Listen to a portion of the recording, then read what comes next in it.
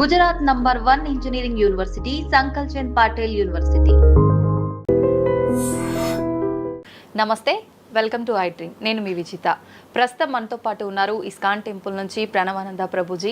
వారి ప్రవచనాల రూపంలో, వారి మాటల రూపంలో మనకు ఎన్నెన్నో మంచి విషయాలు ప్రతిసారి తెలియజేస్తూనే ఉంటారు. మనకున్న సందేహాలన్నింటినీ నివృత్తి చేస్తూనే ఉంటారు. అయితే నిజంగా భగవంతుడికి మనందరం కూడా భక్తులమే. నిజమైన భక్తుడు అంటే ఎవరు, ఎలాంటి లక్షణాలు కలిగి ఉంటారు, మనం ఆధ్యాత్మిక మార్గంలో నడవాలంటే అసలు మన ప్రయాణం ఏ విధంగా మొదలవ్వాలి, ఇలాంటి విషయాల గురించి ఈరోజు మాట్లాడబోతున్నాం. ఇప్పుడు ప్రభుజీతో మాట్లాడి మరిన్ని విషయాలని నివృత్తి చేసుకుందాం. నమస్కారం ప్రభుజీ. నమస్కారం అండి. హరే కృష్ణ ప్రభుజీ. హరే కృష్ణ ప్రభుజీ. నిజంగా భక్తుడు అంటే ఎవరు ప్రభుజీ? భగవంతుడి పట్ల పరిపూర్ణమైన నమ్మకం ఉన్నవాడు భక్తుడు.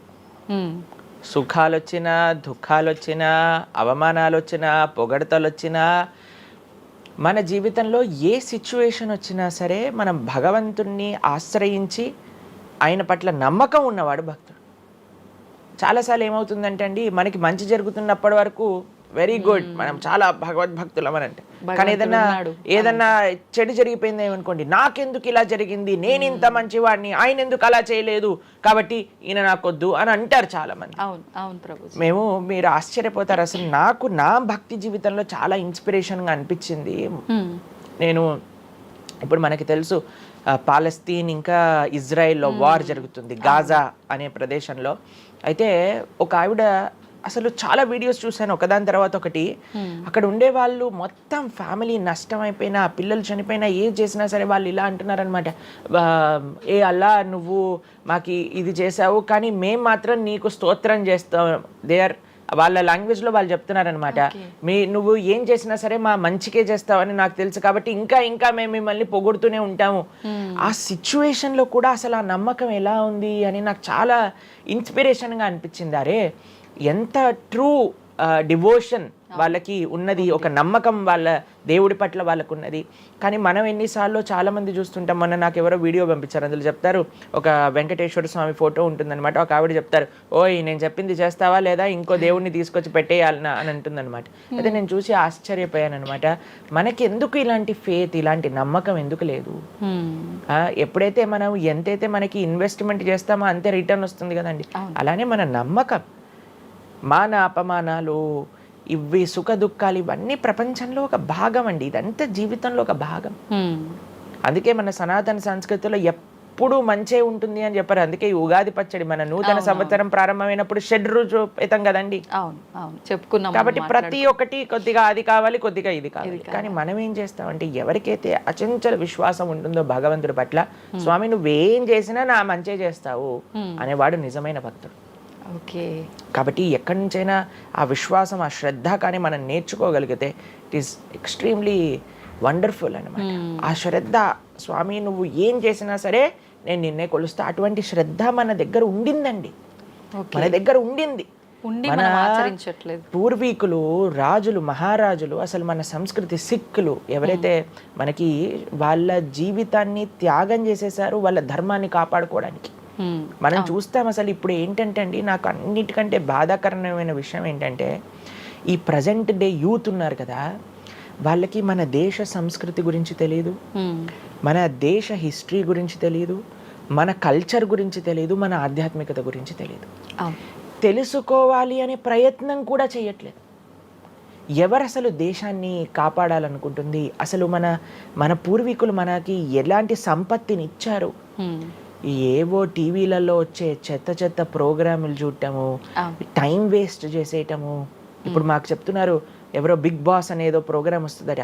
జనాలందరూ అసలు ఏమొస్తుంది చెప్పండి? మన జీవితంలో ఏదైనా మార్పు కలగలిచ్చా? మనకి లేదు. ఎవడో ఒకటి చోట వాడు డబ్బులు సంపాదించుకుంటూ వాడు చేసే చెత్త పనులన్నీ మనం చూస్తూ ఉంటే, మనం వింటూ ఉంటే, దాని తర్వాత చూస్తే పర్వాలేదు, ఆ వ్యక్తుల పట్ల అపరిమితమైన ప్రేమను పెంచుకొని, ఒకళ్ళు నాకు ఈ మధ్య ఎక్స్ప్లెయిన్ చేస్తున్నారనమాట, ఒక్కొక్కళ్ళకి ఆర్మీ అని తయారైపోయి వేరే వాళ్ళని దూషించటం, వేరే వాళ్ళని తిట్టడం. ఈ సమాజం ఇలా ఉంటే నీకు ఒక బిగ్ బాస్ అనే ఒక టైం వేస్టర్ని కావాలి, అది అయిపోగానే ఐపీఎల్ అనే ఒక టైం వేస్టర్, దాని తర్వాత నెట్ఫ్లిక్స్, అమెజాన్ ప్రైమ్, ఇవన్నీ ఎప్పుడు ఉన్నాయి. మనకి నిజంగా మేము కొన్నిసార్లు యూత్ని కలిసినప్పుడు అడుగుతామండి, అరే మన దేశ రాజకీయాల గురించి తెలుసా అని అంటే, తెలుసండి. ఎవరి దగ్గర నుంచి తెలుసుకున్నావు అని అంటే ఒక యూట్యూబర్ పేరు చెప్తారు.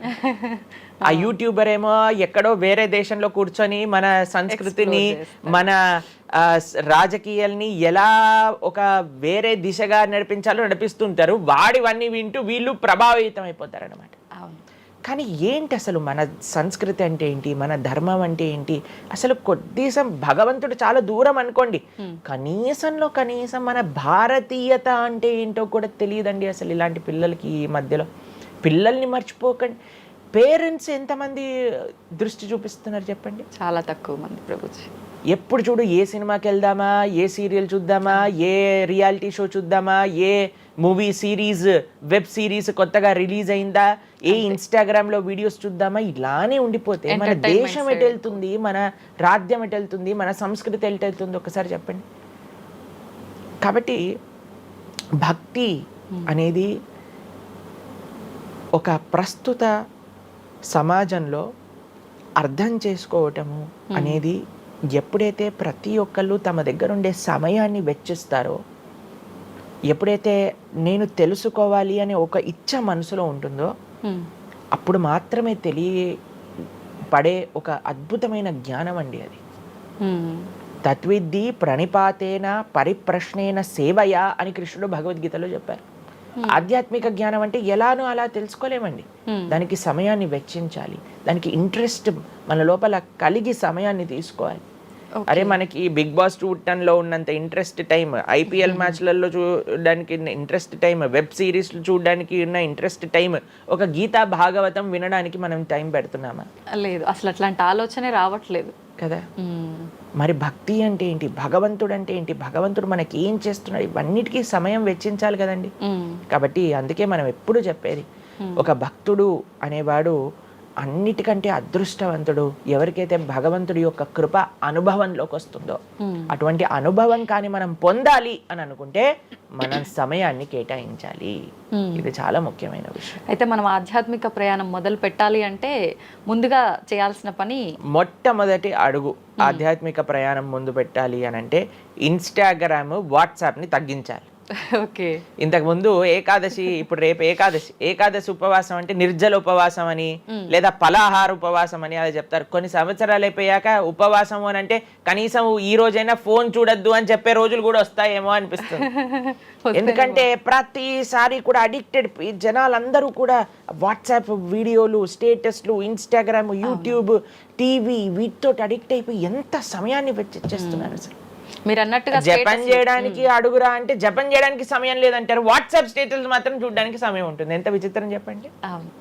కాబట్టి మనము చాలా జాగ్రత్తగా మొట్టమొదటి అడుగు ఏంటి అని అంటే మనం చెయ్యకూడని విషయాలు పక్కన పెట్టడం. ఏంటి? అక్కర్లేని విషయాలు వినటం, అక్కర్లేని విషయాలు మాట్లాడటం, అక్కర్లేని విషయాల గురించి ఆలోచనలు చేయటం. వీటన్నిటిని పక్కన పెట్టి 4 నియమాలు చెప్పారండి మన శాస్త్రంలో భక్తిలో ముందుకెళ్ళడానికి, ధర్మ మార్గంలో ముందుకెళ్ళడానికి. మద్యం పానం శ్రియాసూన యథా అధర్మశ్చ చతుర్విధం అని భాగవతం చెప్తుంది. 4 రకములైన తప్పుడు అలవాట్లను మనం నిషేధన చెయ్యాలట. ఏంటి ఆ 4? మద్యము అని అంటే మద్యాన్ని సేవించటం, ఎనీ టైప్ ఆఫ్ ఇంటాక్సికేషన్ అని అనుకోండి, సిగరెట్లు కానీ, మందు కానీ, గుట్కా, మానిక్ చంద్, పాన్, ఇంకేమంటారు టొబాకో, ఇవన్నీ డ్రగ్స్, ఇవన్నీ అసలు చెప్తూ ఉంటే మిగతా ఎనీ కైండ్ ఆఫ్ ఇంటాక్సికేషన్ దీన్ని పక్కన పెట్టాలి. ఓకే, మనం భక్తి మార్గంలో ముందుకెళ్ళాలి అని అంటే చెప్తున్నాను. 2 మద్యం పానం శ్రియ అసూన. జూదము ఇంతకుముందు జూదం ఆడుతూ ఉండేవారు, మనకు తెలుసు, పాచికలాట అని అనేవారు. మహాభారతంలో యుధిష్ఠిర మహారాజు గారు ఆడినప్పుడు ఏమైంది వాళ్ళ జీవితంలో మనందరికీ తెలుసు. ఎన్ని కష్టాలు పడాల్సి వచ్చింది, ఆస్తంతా వెళ్ళిపోవాల్సి వచ్చింది, అరణ్యానికి పాలవ్వాల్సి వచ్చింది. చాలా మంది అడుగుతారు ఎందుకు మహాభారతం యుధిష్ఠిరుడు ఆడాడు. ఆయన ఆడి చూపించారు, అయ్యా ఆడితే ఈ పని అవుతుంది. మనందరికి ఎగ్జాంపుల్ సెట్ చేయడానికి ఆయన చేశారు. సరే, ఆయన చేసింది తప్ప కదా, ఆయన ఏం అనుభవించారో తెలుసు కదండి. మనం ఎందుకు చెయ్యాలి ఆ పని? ఇప్పుడు జూదం యొక్క విపరీతమైన కాన్సిక్వెన్సెస్ తెలుసా అండి. ఇప్పుడు బెట్టింగ్ గేమ్లని, IPL మ్యాచెస్కి బెట్టింగ్స్ అని, లేదా ఏది వస్తే దానిపైన బెట్టింగ్లు పెట్టడం, అవి ఇవి ఎన్ని అప్లికేషన్స్ తయారైపోయి ఎన్ని ఒక యువతని ఒక తప్పుడు మార్గంలో పెట్టడానికి. అసలు మాకు అప్పుడప్పుడు మేము యూట్యూబ్ చూస్తాం కదండి ప్రవచనాలు వినడానికి, మా గురువు గారి ప్రవచనాలు వినడానికి మేము చూస్తుంటాం అనమాట. అప్పుడు వస్తుంది రమ్మీ సర్కిల్ అని యాడ్ వస్తుంది అనమాట. ఇప్పుడు పేరు చెప్తున్నారు ఎందుకు ప్రభుజీ అని మీరు అనుకోవచ్చు. ఎందుకంటే పెద్ద పెద్ద సినిమా యాక్టర్స్ వాళ్ళు ప్రమోట్ చేసేది రమ్మీ సర్కిల్ అని, మాణిక్ చంద్ కంపెనీస్ని, గుట్కాలని, తర్వాత ఏవైతే అన్హెల్దీ ప్రోడక్ట్స్ కోక్ ఇలాంటివి ఏవైతే సాఫ్ట్ డ్రింక్స్ కూల్ డ్రింక్స్ ఉంటాయో వాటిని మీరు ఒక్కసారి ఆలోచన చేయండి. వాళ్ళు నిజమైన శ్రేయోభిలాషులా మనకి ఒక్కసారి ఆలోచన చేస్తే మనకు అర్థమవుతుందండి. మొత్తం ఒక దగ్గర ప్రపంచం అంతా ఇవి తప్పు, ఇవి మీకు మంచిది కాదు అని మొత్తుకుంటుంటే మీరు ఎవరైతే మీరు హీరోయిన్ నా రోల్ మోడల్ అని అనుకుంటున్నారో వాడు మీకు నేర్పించేది ఏంటి అని అంటే, నువ్వు ఈ పేకాట ఆడు, నువ్వు గుట్కా తిను, నువ్వు కూల్ డ్రింక్ తాగు, నీ జీవితం ఏమైనా మాకు పర్వాలేదు. మేము ఎక్కడికి వెళ్ళినా నోరు నొప్పొచ్చేటట్టు అరిచి చెప్తున్నా, అయ్యా ఇవి మంచిది కాదు, మీరు మంచి మార్గంలో ఉండండి, ఆరోగ్యాన్ని జాగ్రత్తగా పెట్టుకోండి, మనసు జాగ్రత్తగా ఉండండి, ధర్మాన్ని ఆచరణ చేయండి అని మేము చెప్తుంటే, కానీ జనాలకి వీటిల్లో ఇంట్రెస్ట్ లేదు. వీళ్ళకి నా రోల్ మోడల్ వాళ్ళు, నా రోల్ మోడల్ ఇది అని ప్రొద్దు నుంచి రాత్రి దాకా ఇన్స్టాగ్రామ్లో చూడటం, వాళ్ళగా మాట్లాడటం, వాళ్ళగా వస్త్రాలు వేసుకోవటం, వాళ్ళలాగా మేము కూడా వాళ్ళలాగా అవ్వాలి అని అనుకుంటే వాళ్ళు ఏం నేర్పిస్తున్నారు మీకు ఒక్కసారి ఆలోచన చేయండి.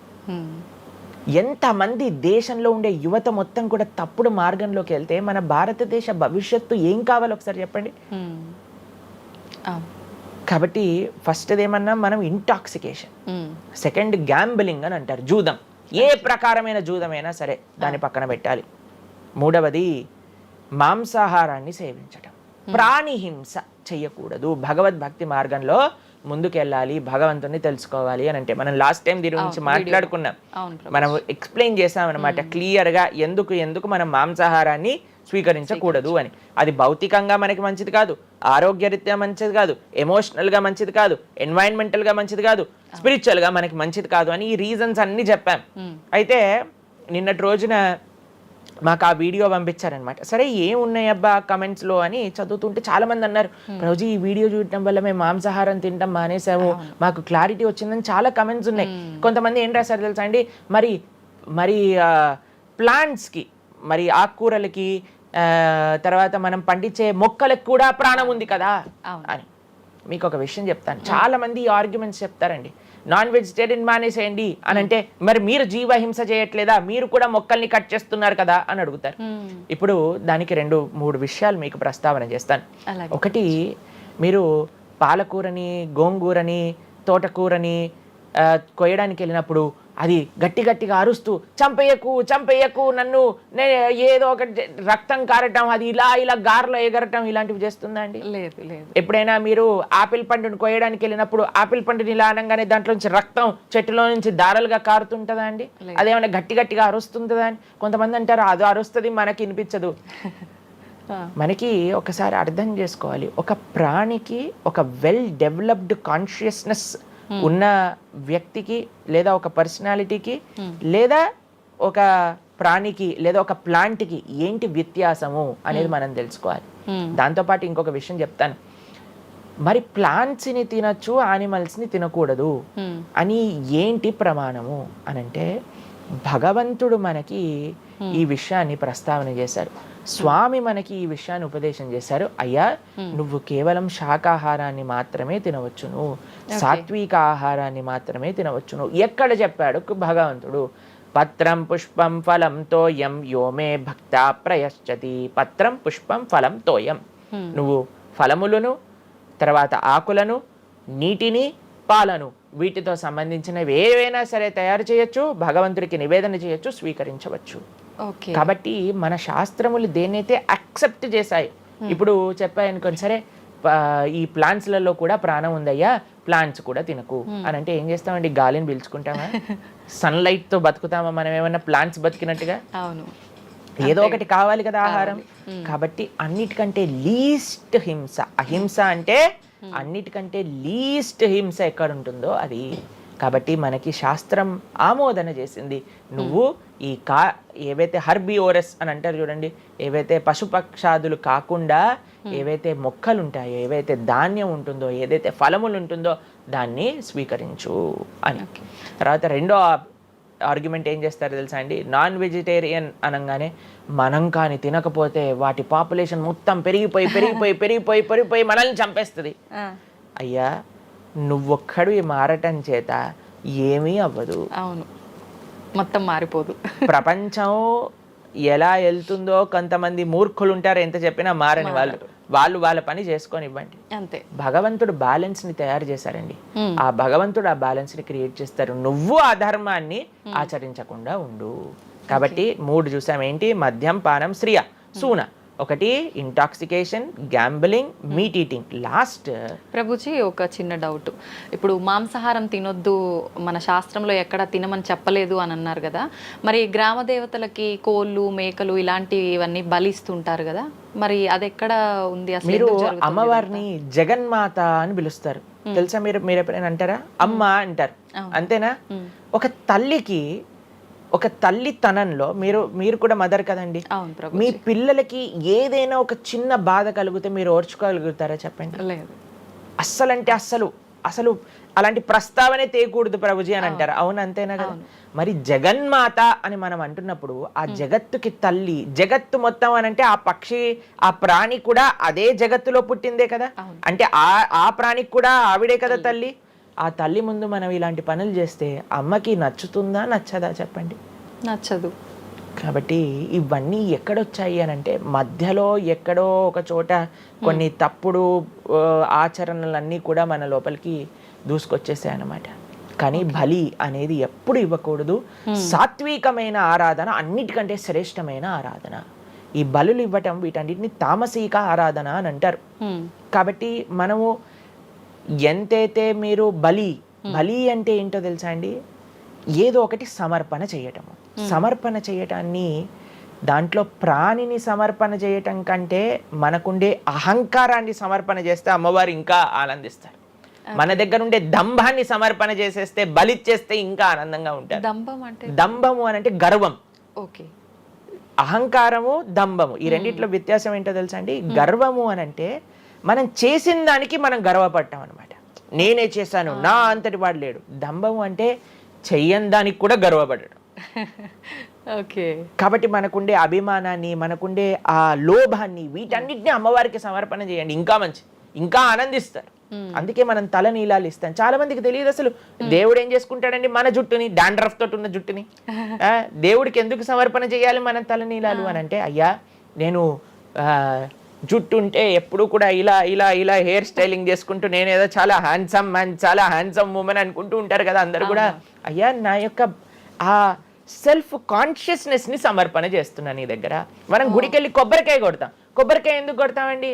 మనం కూడా అలాంటి హార్టెడ్ వ్యక్తులం అనమాట. మనకు కూడా ఆ గర్వంతో మనం కూడా అంత పైన ఉండే షెల్ ఉంటుంది కదా, ఎంత హార్డ్గా ఉంటుంది.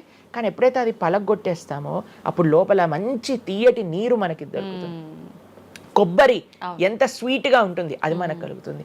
మన హృదయంలో ఆ సున్నితమైన భావాలు ఉన్నాయి, కానీ మనకుండే అజ్ఞానము, మనకుండే అహంకారం, మనకుండే అవిద్య దాన్ని ఆపేస్తుంది. అందుకే భగవంతుడి ముందు, స్వామి నీ ముందు నా అహంకారాన్ని సమర్పణ చేస్తున్నా అనే భావనతో మనం కొబ్బరికాయ కొట్టాలి. అంతేగాని కొబ్బరికాయ తీసుకెళ్ళి కొట్టేసి నేను ఈరోజు 108 కొబ్బరికాయలు కొట్టాను దేవుడి దగ్గర అనే అహంకారం వచ్చింది అనుకోండి, కొబ్బరికాయ కొట్టడమే వేస్ట్, ఫలితం లేదు. కాబట్టి మనందరం అర్థం చేసుకోవాలి అసలు ఏంటి భావన. బలి అని అంటే ప్రాణి బలి కాదయ్యా, నీ దగ్గర ఉండే చెడు గుణాలను బలి. కాబట్టి ఈ 3 విషయాలు అయిపోయి 4వ విషయం ఏదైతే మనం చేయకూడదో, ఇలిసిట్ సెక్స్ అని అంటారు, వ్యభిచారము అని అంటే పురుషులు స్త్రీలు పురుషులు. నిన్నే ఒకళ్ళు చెప్తున్నారు, ఒక టీవీలో ఒక న్యూస్ వచ్చిందట, వన్ ఆఫ్ ది మోస్ట్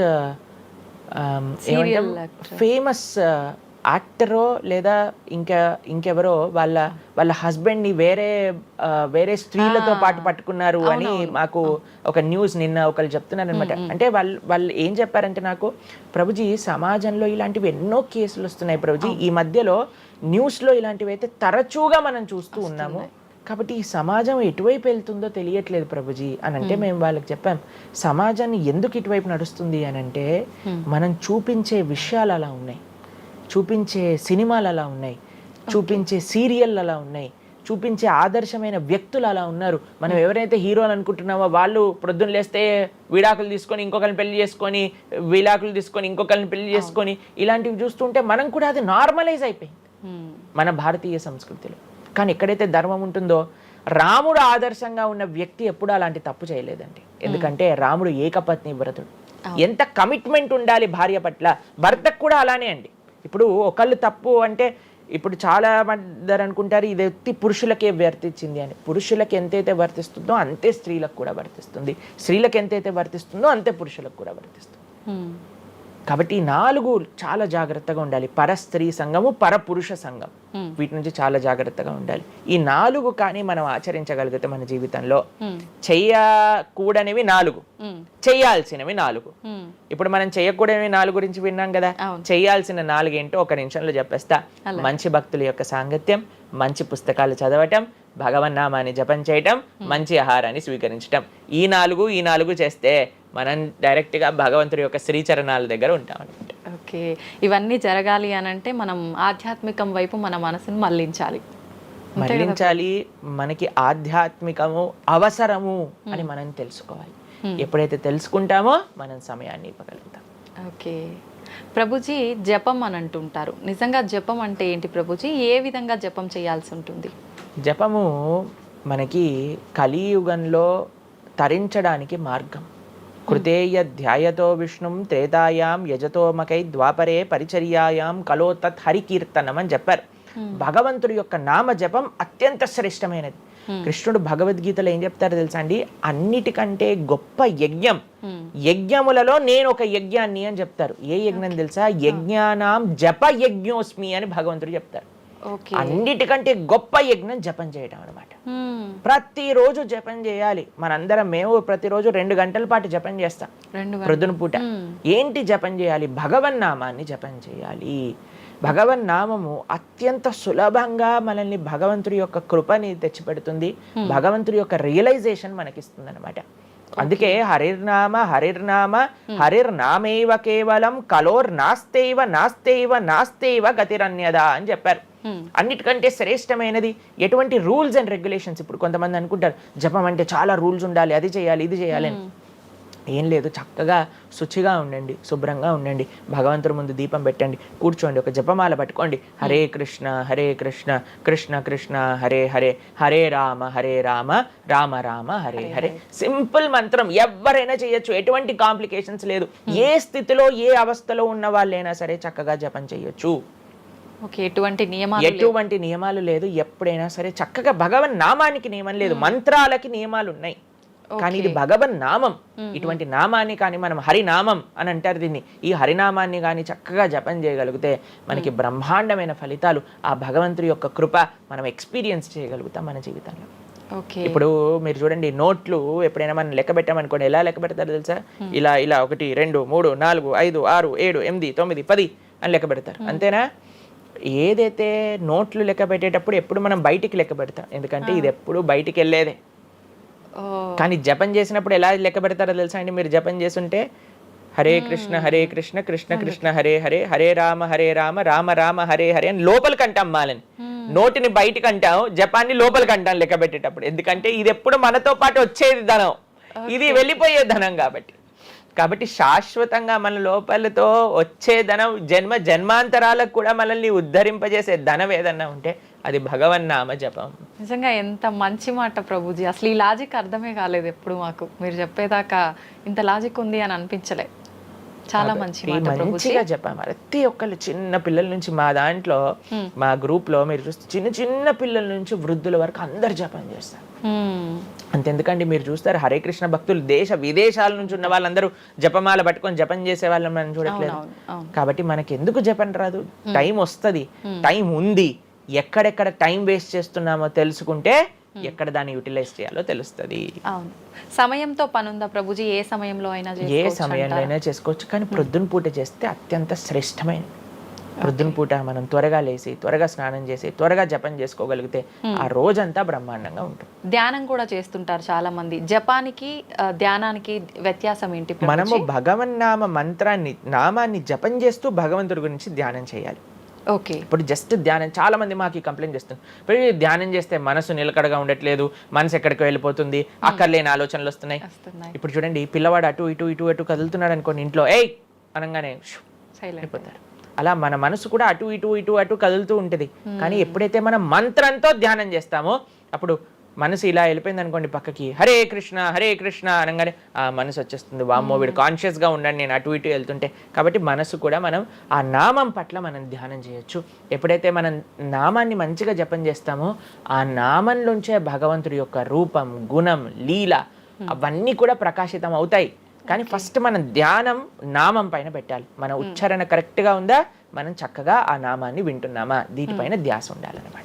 నిజంగా చాలా మంది ధ్యానం చేసేటప్పుడు ఆ ఏకాగ్రత అనేది రావట్లేదు, ఎన్నిసార్లు ప్రయత్నించినా అంటుంటారు కదా ప్రభుజీ. ఏం చేయాలంటారు ఆ ఏకాగ్రత రావాలంటే? ప్రాక్టీస్ చేయాలి. అభ్యాసేనతు కౌంతేయ, అభ్యాసం చేయాలి. ఇదేదో చాలా మంది ఏం చేస్తారు తెలుసా అండి, ప్రభుజీ నేను 3 రోజుల నుంచి జపం చేస్తున్నా కానీ నాకు ఆ రుచి కలగట్లేదు. అయ్యా 300 కోట్ల జన్మలు తీసుకున్నాం మనము, ఆ జన్మాంతరాల్లో ఉండే వాసనలు ఉన్నాయి కదా, కొద్దిగైనా మనం సమయం ఇవ్వాలి భగవంతుడి యొక్క నామం. ఇప్పుడు మురికి పట్టిన ఒక క్లాత్ ఉందనుకోండి, ఇంకులో ముంచేసిన క్లాత్ ఉందనుకోండి, దాన్ని ఇచ్చాను అనుకోండి, ఇప్పుడు ఒక్క ఉతుకుల్లో పోతుందా ఇంకంతా? ఒక ఉతుకు తర్వాత ఇంకో ఉతుకు తర్వాత ఇంకో కొద్దిగా వెళ్తూ ఉంటుంది. కొన్నిసార్లు మనకి ఫస్ట్ 3-4 వాషెస్లో తెలియదు అసలు పోయిందా లేదా.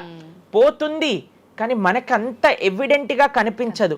కానీ 10, 15, 20, 30 సార్లు అయ్యాక తెలుస్తుంది. 100 సార్లు అయ్యాక మళ్ళీ మనకి తెల్లగా ఆ క్లాత్ బయటికి వచ్చేస్తుంది. అలానే మనం కూడా ప్రయత్నం చేస్తూ ఉండాలి. ఇన్ని జన్మలు మనం మాయకి ఇచ్చేసి ఒక జన్మలో 3 రోజులు మనం భగవన్నామాన్ని జపం చేసి ఇప్పుడు నాకేం కలగలేదు అని అంటే ఎలా చెప్పండి? ఆ నిష్ఠ, సిన్సియారిటీ ఇవ్వాలి టైం మనకి. ఎలాగైతే మీరు టైం దీనికి ఇచ్చారో అలానే టైం భగవంతుడు కూడా ఇవ్వాలి. తప్పకుండా ఆ ప్రాసెస్లో తప్పులేదు. మన సిన్సియారిటీ ఎంత సిన్సియర్గా మనం చేస్తే అంత తొందరగా మనకు కృప అనేది లభిస్తుంది. ఓకే ప్రభుజీ, పునర్జన్మలు అని అంటుంటారు. పునర్జన్మలు ఉంటాయా? ఇందాక మీరు చెప్పినట్టు ఎన్నో జన్మల వాసనలు మనకి ఈ జన్మలో కూడా అవి ఉంటాయి అని చెప్పన్నారు కదా, ఆ వాసనలకు సంబంధించిన ఆ లైఫ్ని మళ్ళీ ఈ జన్మలో మనం అనుభవిస్తామా? తప్పకుండా. మీరు అంతెందుకండి, మీరే ఎన్నోసార్లు మీ జీవితంలో కొంతమందిని కలిసి ఉంటారు. వాళ్ళు చెప్తారు ఇది ఈ జన్మలోంచి కాదు, పక్కా వీడి పోయిన జన్మలోదే ఈ లక్షణం. ఎందుకంటే చాలా మంది అంటారు మా ఇంట్లో ఎవరండి ఇలా ఉండరండి కానీ వీడికొక్కటే ఈ గుణం వచ్చింది అని అంటూ ఉంటారు. మనం చాలాసార్లు చూస్తాం చిన్న పిల్లలకి వాళ్ళకి మనకు నేర్పించకుండానే ఒక టాలెంట్ వచ్చేస్తుంది. వాళ్ళు ఆ విధంగా నేను మొన్న బృందావనం వెళ్ళినప్పుడు మేము చూసాము, అక్కడ చిన్న పిల్లవాడండి, నాకు తెలిసి 3-4 సంవత్సరాలు ఉంటాయి, 250 కంటే ఎక్కువ ట్యూన్లలో హరే కృష్ణ మంత్రాన్ని పాడుతున్నాడు ఆయన. వాళ్ళ పేరెంట్స్ని అడిగాం, అయ్యా ఎలా నచ్చింది? ప్రభుజీ మేమేం తెలియదు ప్రభుజీ, చిన్నప్పటి నుంచి హార్మోనియం దగ్గరికి వెళ్ళి టిక్ టిక్ టిక్ టిక్ అనేవాడు, వాడే పాడుతున్నాడు, వాడికి మొత్తం హార్మోనియం ఎవ్వరు నేర్పించలేదు, వాడే పాడుతున్నాడు అని. అలా ఎన్నో. మీరు డాక్టర్ ఐన్ స్టీవెన్సన్, మీరందరూ ఇంటర్నెట్ ఉంది కదా, మీ అందరికి ఫోన్లు ఉన్నాయి కదా, డాక్టర్ ఐన్ స్టీవెన్సన్ అని నొక్కండి. 2500 కంటే ఎక్కువ కేసుల పైన ఆయన రీసెర్చ్ చేశారు. రీఇన్కార్నేషన్, పునర్జన్మ కలిగిన కేసెస్లో అనమాట. కాబట్టి మీరు జస్ట్ రీఇన్కార్నేషన్ కేసెస్ అని మీరు యూట్యూబ్లో టైప్ చేస్తే ఎన్నో వస్తాయి మీకు. కాబట్టి పునర్జన్మ ఉన్నది. పునర్జన్మ సిద్ధాంతాన్ని ప్రస్తావన చేసి వాటిని నమ్మకం ఉన్న వాళ్ళే సనాతన ధర్మానికి సంబంధించిన వాళ్ళు అనమాట. కాబట్టి ఏది కూడా మనకి స్పాంటేనియస్గా రాదు, అంతా కూడా కర్మ, what ever we do that comes around అనమాట. కాబట్టి ఈ పునర్జన్మ సిద్ధాంతం అనేది తప్పకుండా ఉన్నది. పునర్జన్మ ఉంటుంది, జన్మాంతరాల వాసనలు అనేవి ఉంటాయి. ఎప్పుడైతే మనం ఆధ్యాత్మిక సాధన, ఎప్పుడైతే మనం భగవద్భక్తి చేస్తామో ఆ వాసనలన్నీ కూడా తొలగిపోతాయి. మనం చక్కగా మంచి ధార్మికమైన వ్యక్తిలా మనం మళ్ళీ మారచ్చు అనమాట. ప్రభుజీ, పునర్జన్మ ఉంటుంది అని అనుకున్నాం మనం. అయితే పునర్జన్మ అంటే అంతకుముందు జన్మకు సంబంధించిన పాపం పుణ్యం ప్రతి ఒక్క దాని ప్రభావం ఈ జన్మలో ఉంటుందంటారా ప్రభుజీ? తప్పకుండా. చాలా మంది అంటారు ప్రభుజీ వాళ్ళు ఇంత పిచ్చి వాళ్ళు కానీ ఇంత ఆనందం ఎందుకు వస్తుంది అని అంటే, వాళ్ళు గత జన్మలో చేసిన పుణ్యం ఇప్పుడు వాళ్ళకి వస్తుంది, ఈ జన్మలో చేసే పాపం మళ్ళీ వస్తుంది. ఎవరు కూడా ఎస్కేప్ అవ్వలేరండి. ఇప్పుడు మీరు అనుకుంటున్నారు మనం బాధపడుతున్నాం, గత జన్మలో చేసిన పాపాన్ని ఇప్పుడు మనం అనుభవిస్తున్నాం, ఇప్పుడు మేము మంచి వాళ్ళం ప్రభుజీ, మీకు కూడా వస్తుంది ఆ ఛాన్స్. కాబట్టి ఈ కర్మ సిస్టమ్ ఏదైతే భగవంతుడు ఇది చేశారో దాని నుంచి ఎవ్వరు ఎస్కేప్ కాలేరు. ఆయన సిస్టమ్ చాలా పక్కా.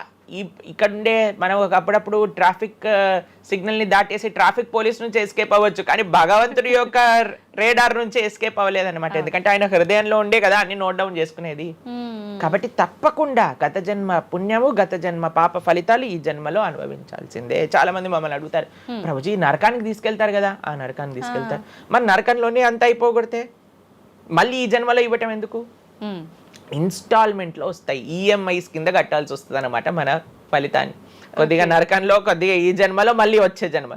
ఒకటేసారి ఆ యొక్క ఫలితాన్ని కానీ ఇచ్చేస్తే మనం తట్టుకోలేము. కాబట్టి భగవంతుడి యొక్క కృప నిజంగా చెప్పాలంటే ఇన్స్టాల్మెంట్స్ లో వచ్చేది. ఇప్పుడు చూడండి, ఒకసారి 10 కోట్లు కట్టాలి అంటే అది ఈజీయా, లేదా ఇన్స్టాల్మెంట్ లో కట్టాలంటే ఈజీయా? అందుకే కదండి అందరు ఈఎంఐలు కావాలండి. అలానే పుణ్యం, అలానే పాపం కూడా.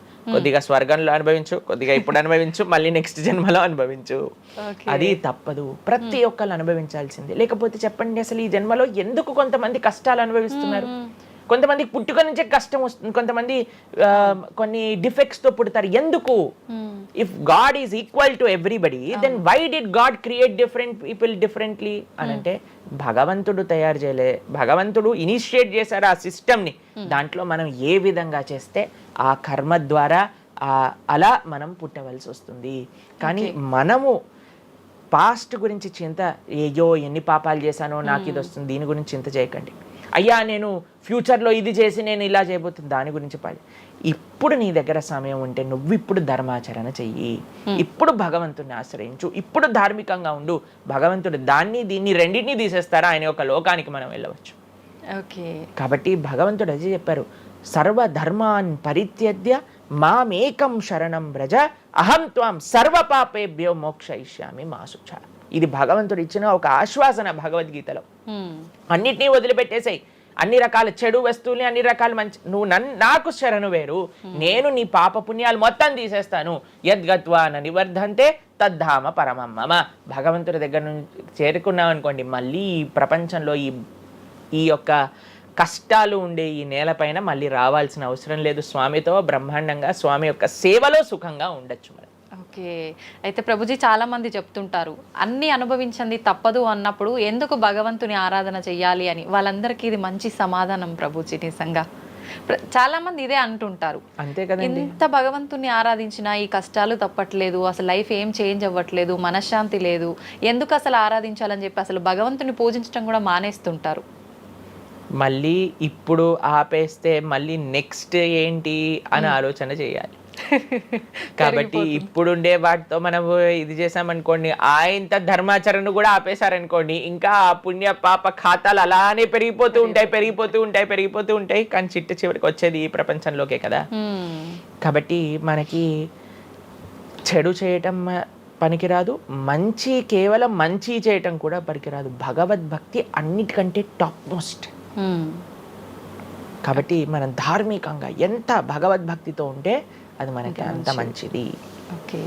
ప్రభుజీ కర్మ సిద్ధాంతం అన్నారు కదా, అసలు కర్మ సిద్ధాంతం అంటే ఏంటి ప్రభుజీ? ఏం చెప్తోంది అసలు? మనం చెయ్యంది మనకి రాదు, మనం చేసింది తప్పకుండా మనకు వస్తుంది. ఇదే కర్మ సిద్ధాంతం. Every action has equal and opposite reaction. ఇలా అయితే ఈ లా ఉందో అదే కర్మ సిద్ధాంతం. అంటే నువ్వు చేసింది ఏదైనా సరే ఆ యొక్క ఫలితం నుంచి తప్పించుకోలేవు.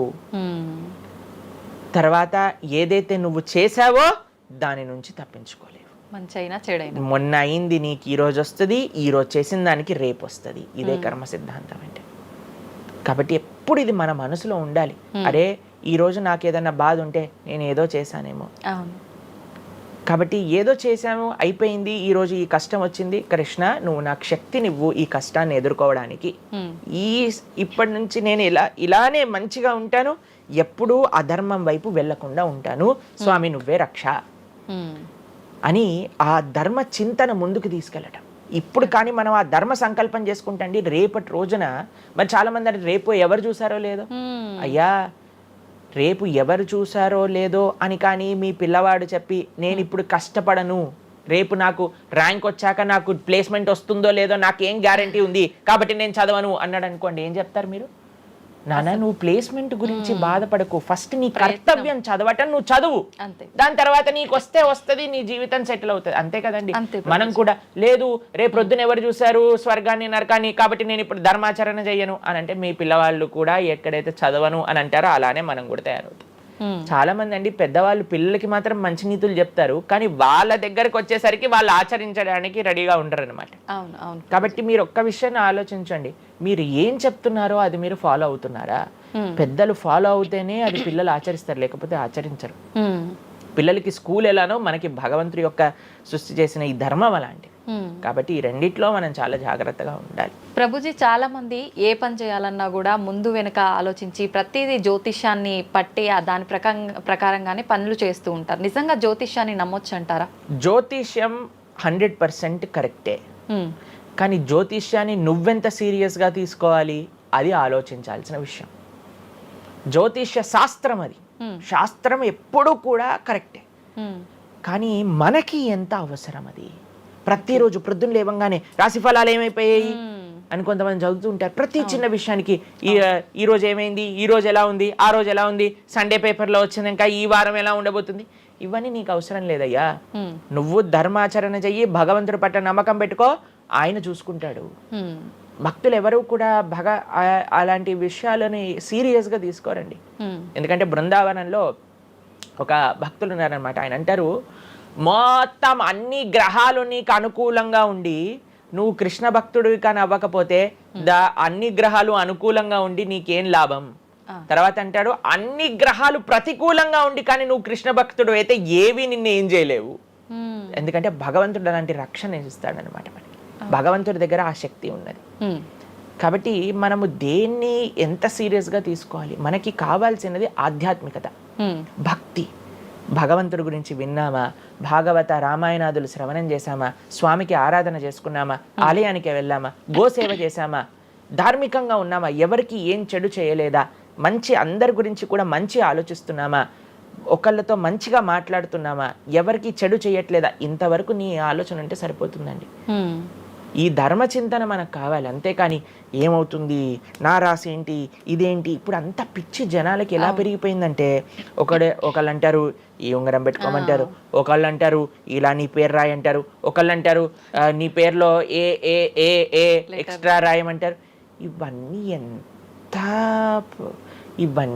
ఏంటి మారిపోయాయి? ఇవన్నీ మార్చుకొని నీ ఆచరణ కానీ మారకపోతే, నీ థింకింగ్ కానీ మారకపోతే, నీ ధర్మం పట్ల ఉండే అనిరుక్తి కానీ పెరగకపోతే ఇవన్నీ చేసి ఏం లాభం? కాబట్టి మనం ఎసెన్స్ ఆఫ్ ధర్మ భగవంతుడి ఆరాధన. సవై పుంసాం పరో ధర్మో యతో భక్తిర్ అదోక్షజే. అటువంటి స్వామిని ఆశ్రయించటంలో మన టైం పెట్టాలి, కానీ ఇలాంటి చిన్న చిన్నవి చూసుకోవటం, వీటి కోసం మనం సమయాన్ని వేస్ట్ చేసుకోవటం మంచిది కాదు. జ్యోతిష్యం కరెక్టా? 100% కరెక్ట్. నీకెంత కావాలి అది నువ్వు ఆలోచన చేసుకో. పెళ్లి చేసుకోవాలి, గృహ ప్రవేశం చేసుకోవాలి, ఏదైనా పెద్ద పెద్ద ఉంటే అప్పుడు మీరు చూడాలి ముహూర్తం, వివాహం చేసుకోవటం కానీ లేదా ఏమంటాం మన గృహ ప్రవేశాది పెద్ద పెద్ద కార్యములకి చూసుకొస్తే ప్రతిరోజు, ప్రతి క్షణం, ప్రతి వారం, ప్రతి నెల. చాలా మందికి పొద్దున్నే చూడండి అసలు రోజు గడవదు. ఇలాంటి పిచ్చి పనులు ఆపాలి. ఫస్ట్ ప్రొద్దున పూట లేచి భగవంతుడి దగ్గరికి వెళ్ళి భగవంతుడికి నమస్కారం చేసి జపం చేసుకొని ధ్యానం చేసుకొని ఆలయానికి వెళ్ళి దర్శనం చేసుకొని భగవత్ చింతనలో ఉండండి. రోజులో ఏ కష్టం వస్తుందో దాన్ని ఎలా ఎదుర్కోగల ఆ శక్తిని వస్తుంది. అంతేగాని ఏమున్నాయి రాశి ఫలాలు చదవటం వల్ల ఏం అవ్వదండి. కాబట్టి సొల్యూషన్ పైన కాన్సన్ట్రేట్ చేయండి, ప్రాబ్లం కోసం విశ్లేషణ చేయకూడదు. ఓకే ప్రభుజీ, చాలామంది ఇంట్లో నెగిటివ్ ఎనర్జీస్ ఉన్నాయి, దయ్యాలు తిరుగుతున్నాయి, లేదంటే ఎవరైనా ఒక పర్సన్కి దయ్యం పట్టింది అని చెప్పి చాలామంది ఎవరు ఇట్లా పంతుళ్ళు అట్లాంటి వాళ్ళ దగ్గరికి, మాంత్రికుల దగ్గరికి తీసుకెళ్ళడము, వాళ్ళు వదిలిస్తారని చెప్పటము, ఆ దయ్యం వీళ్ళని చాలా పీడిస్తుంది అని చెప్పడం, ఇలాంటివి చాలా వింటుంటాము సహజంగా. ఇదంతా నిజమే అంటారా ప్రభుజీ? అసలు దయ్యాలు అనేవి ఉన్నాయంటారా? ఆత్మలు, దయ్యాలు ఇవన్నీ ఉన్నాయండి, అది లేవు అని చెప్పలేము, ఉన్నాయి తప్పకుండా. ఎలా అయితే మీరు నెగిటివ్ ఎనర్జీ అంటారు కదా, నెగిటివ్ ఎనర్జీ ఎక్కడికి వస్తుందో తెలుసా అండి? నెగిటివ్ పీపుల్ దగ్గరికి వస్తుంది. ఎవరైతే ఎమోషనల్గా, ఎవరైతే స్పిరిచువల్గా, ఎవరైతే ఫిజికల్గా వర్నలబుల్గా ఉంటారో వాళ్ళ దగ్గరికి వస్తుంది.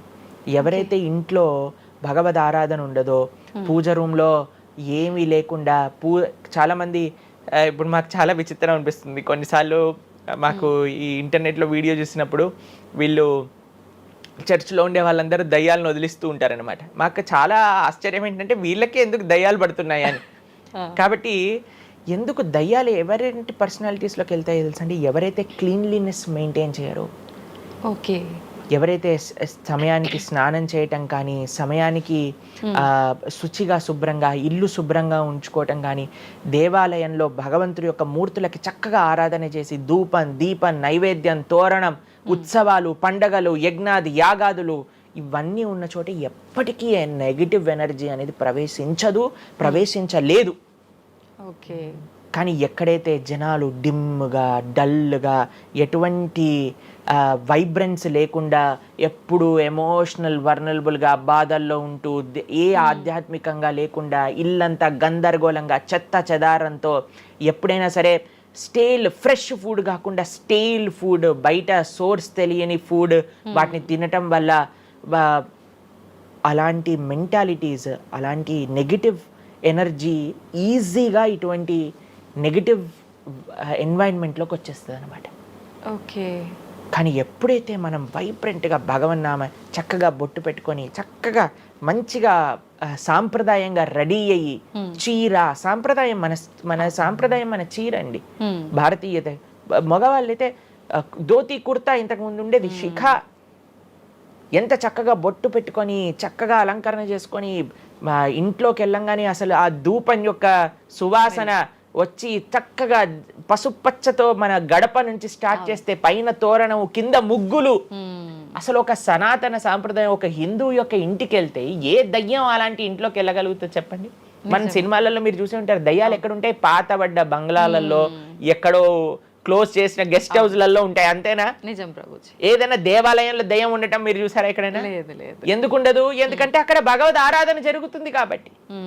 ఏ ఇంట్లో అయితే నిరంతర భగవద్ ఆరాధన ఉంటుందో, ఏ ఇల్లు అయితే వైబ్రెన్స్ గా ఇంటి బయట ముగ్గు నుంచి ప్రారంభమై ఇంటి లోపల దేవాలయంలో దీపము నిరంతరము కూడా ఉంటుందో, భగవద్ ఆరాధన జరుగుతుందో, భగవన్నామ జపం జరుగుతుందో, శాస్త్రాన్ని పారాయణ చేస్తున్న విష్ణు సహస్రనామం, హరే కృష్ణ మహామంత్ర కీర్తన, యజ్ఞము, యాగము, ఉత్సవాలు చేస్తూ, అటువంటి ఇంట్లో అటువంటి వ్యక్తులకి ఎప్పుడూ రాలేదండి.